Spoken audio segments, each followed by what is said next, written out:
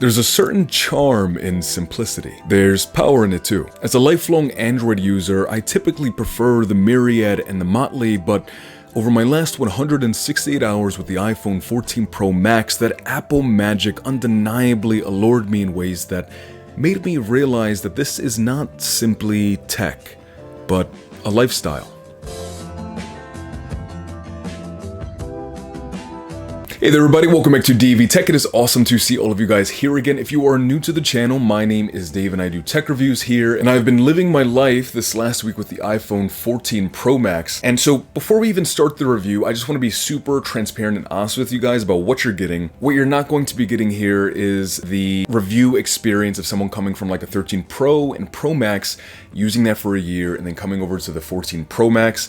I didn't use those phones and I don't want to paint the picture like I have and do that kind of direct comparison that way. What you're getting here in this review is sort of the first chapter in the life of someone who's historically an Android user living their first week through the eyes of the iPhone experience. And I've been loving it. You really just can't deny the premium build of these devices, and this has not changed. The phone is boxy, and I typically prefer like slimmer designs like on the Pixel 6 Pro or on my Galaxy Fold 4. But here the boxiness almost helps the phone just sort of sink into the little crevices of your fingers, like right there. It just feels really, really good to hold and feel in the hand. Now, without a doubt, the iPhone 14 Pro is 100,000% far more ergonomic than this one. This is a beast, and for a lot of people, it's not going to be a super comfortable hold in the hand when they're using it every single day. But I'm a sucker for big displays when I'm playing games, watching videos, and honestly,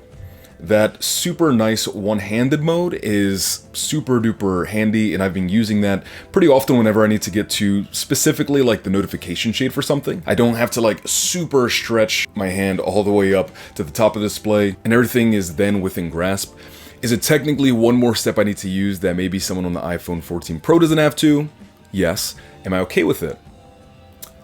Also yes. If you've watched my channel before, you know I'm a sucker for big, beautiful displays. Apple likes to throw a lot of jargon. Here you have the Xdr Display, but honestly, it's just an absolute joy to use on a day-to-day basis whenever I'm viewing content, scrolling through Twitter, on YouTube, texting a friend, even swiping down on the navigation bar just to slide over to the previous app. The 120Hz display on this device, in tandem with Apple's undeniably smooth operating software here, has been a true joy to use in everyday usage.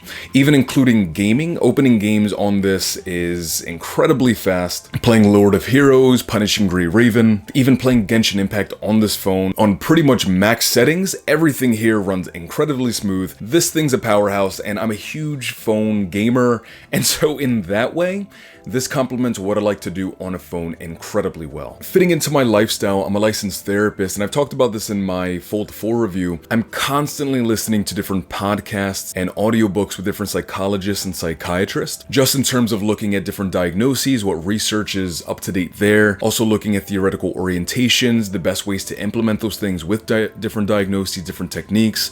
And so oftentimes when I'm in the shower, I'm using my phone to sort of listen while I'm in the shower to learn, because I'm a nerd, and I want to be good at what I do. So like on the Pixel 6 Pro, for example, those speakers aren't really loud at all. The Fold 4 did a good job at making sure I could hear what was going on while I was in the shower. And the speakers on this, just because of how loud and clear and rich they are, listening to that content so I can stay up to date with what I need to stay up to date with while I'm in the shower has been absolutely no problem. If you've made it to this point in the video so far, give me a hashtag turtle emoji in the comment section down below. And if you're enjoying the video so far, I want to see more iPhone 14 Pro Max content. That's a mouthful here on the channel. Want to hang out with me here? Hitting the subscribe button is the best way to do so.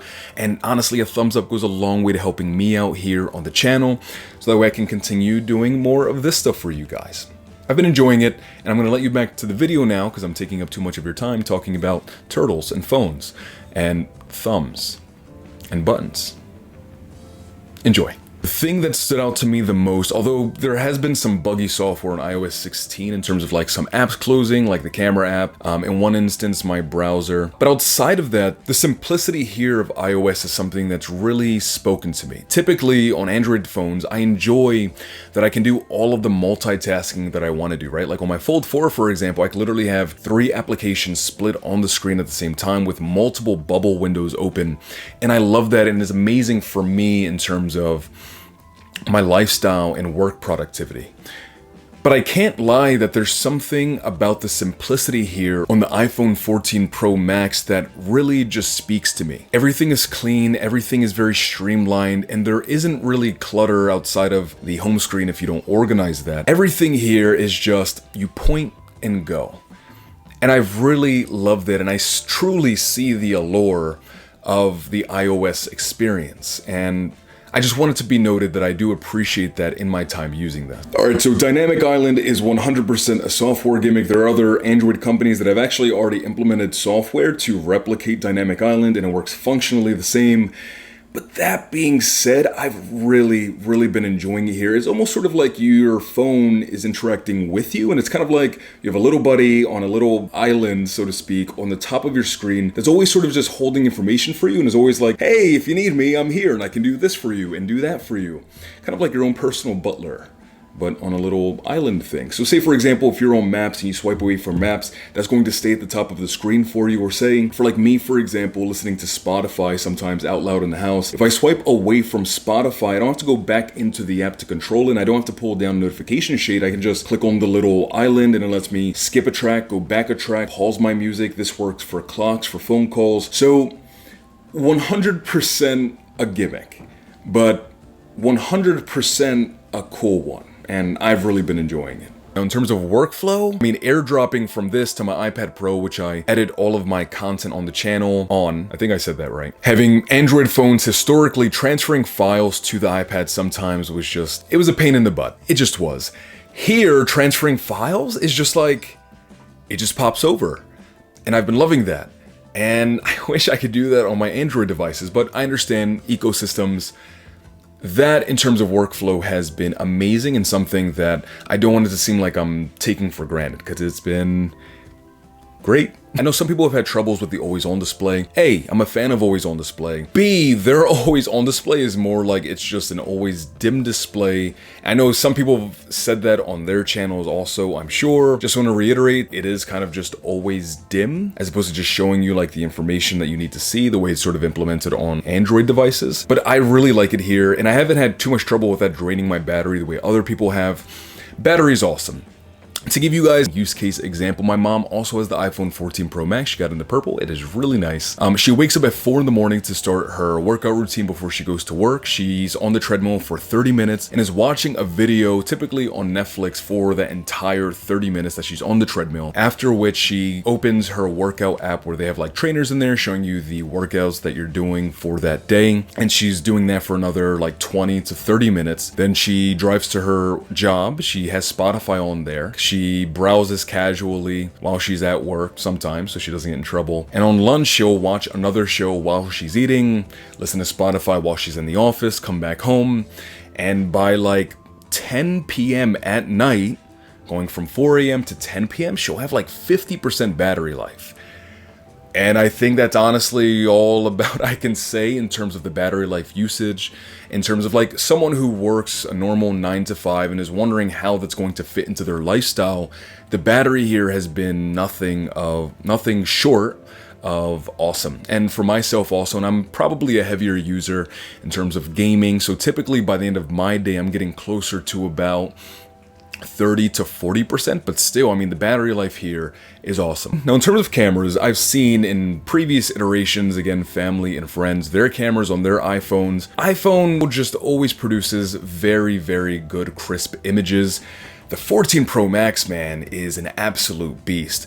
Go into your settings, go to camera, activate the Pro RAW mode so you can get that full 48 megapixels. Images here are incredibly detailed and crisp. Video is amazing, and action mode, man, is just awesome. The wide shots, the normal shots, and the zoom is honestly pretty darn crisp. And video as well is super detailed here. Alright, Dave, so you love the cameras, you love the operating software, you love the smooth animations and the sleek transitions, you love how smooth the screen feels, the beautiful bright display, you love the colors, the speakers, the processing power on this thing. So are you switching from your Fold 4 to a Pro Max? Don't cut me off just yet. It's not a no because this phone sucks, because it doesn't, because this is a remarkable device. It's a no just because even though this can do most of what I need it to do, the Fold at this point in my life does like everything that I need it to do. And there's a fine line there.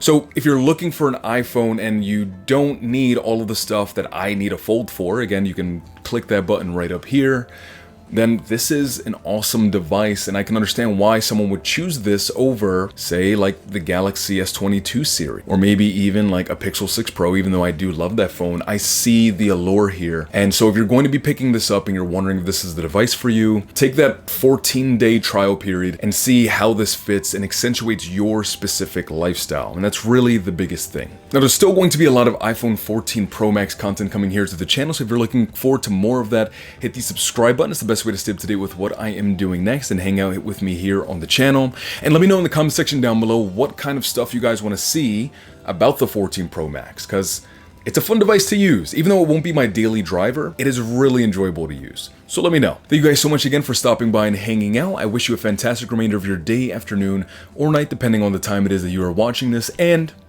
as always, peace, love, and adios. Bye guys, have a great day.